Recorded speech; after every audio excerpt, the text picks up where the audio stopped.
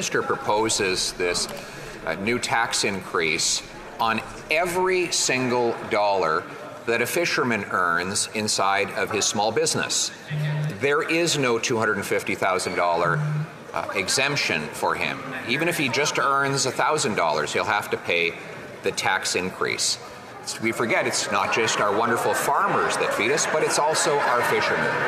Will the finance minister amend her bill to ensure that there will not be a single fish harvester anywhere in Canada that will face a tax increase? The Honourable Government House Leader. Mr. Speaker, I grew up in Atlantic Canada.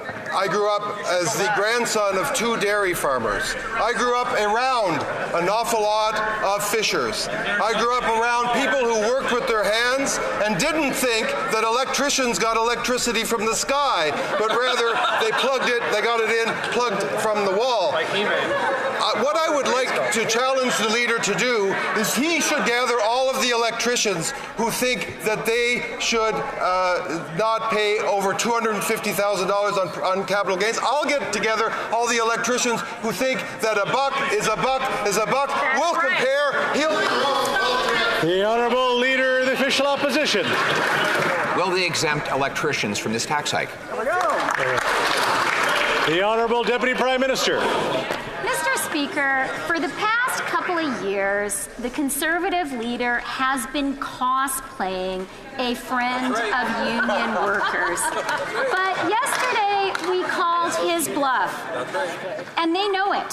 Here's what the president of the CLC said. With this vote, the Conservative leader has shown he believes that an ordinary worker flipping burgers for a living should be taxed on 100% of their income, while his CEO friends making millions from flipping stocks should be taxed on only half of their income. That is what the Conservatives believe, and it is shameful. Wow. The Honourable Leader of the Official Opposition. Mr. Speaker, there are many union workers who have rental properties that they invest in. Will the minister make the commitment that no union worker will have to pay this tax increase? The Honourable Government House Leader.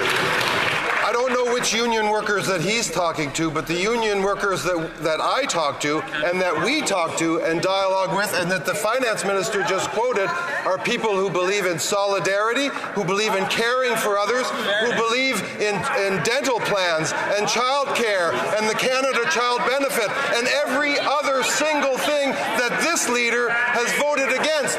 The very things that this fairness tax measure will pay for. So yes, Mr. Speaker, we accept the leader's challenge. Let's talk to union members and see what side of the equation they come down on. The Honourable Member for Charlottetown. Mr. Speaker, all Canadians deserve a safe and affordable home.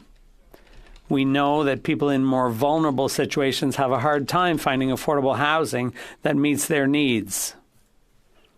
We need to build more housing and make the housing market fairer for all.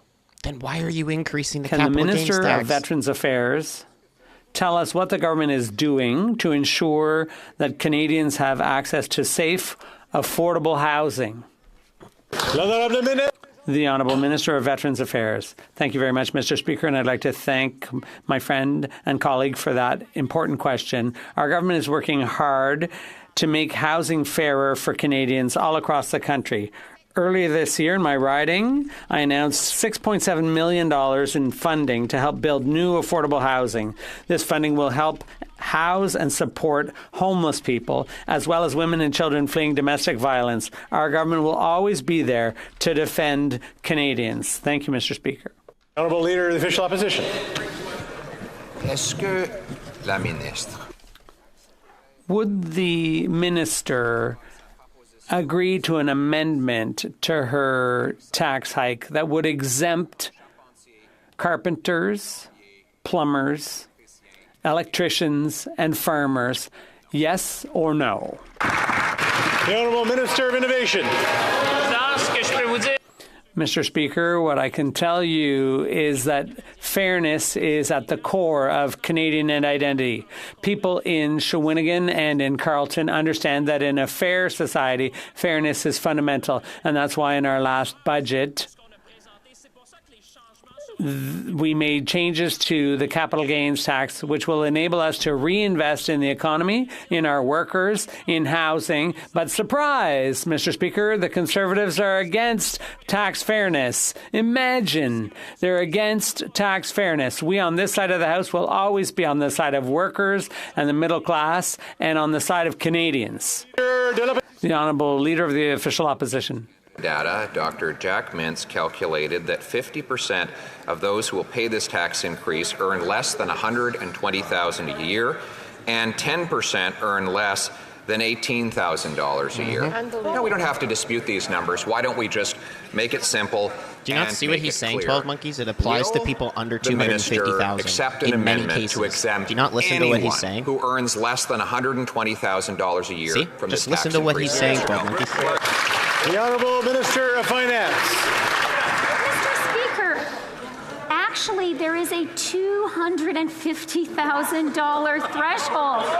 So the new rate kicks in only after you've made $250,000 in capital gains in a given year. So Not to all sectors. I do want to continue to help educate the Conservative leader. I'm going to point him to... I can't hear any of that, so I'm going to allow the Deputy Prime Minister to restart. I'm grateful, Mr. Speaker, because it does seem that the Conservative leader, who for baffling reasons wants to take all the questions, maybe to show off his ignorance, doesn't actually understand. I would ask the Honourable Deputy Prime Minister maybe to retract that and finish that. I gave enough grace to allow to repeat. The Honourable Deputy Prime Minister. Okay, I'm sorry. I retract that. So let me just say, it was baffling to me that the Conservative leader is taking all of the questions to show he doesn't really understand what we're doing. But it gives me a chance to explain it to him. So it only kicks in after $250,000 of capital gains does this new level. The Honourable Leader of the Official Opposition. Mr. Speaker, I just gave that minister more than 20 opportunities to prove that what she was saying was true. I asked her, and she refused, if she'd give an exemption to her tax hike to carpenters, farmers, fishermen, plumbers, union workers, restaurant owners, electricians. She said no. She said no to exempting people who earn less than $120,000 a year. Why? Because we know that that's exactly who she's going after. She's going to rob the people who pay the bills in this country to pay for her obese and out-of-control spending. Why won't she finally end the ripoff? Hear, hear.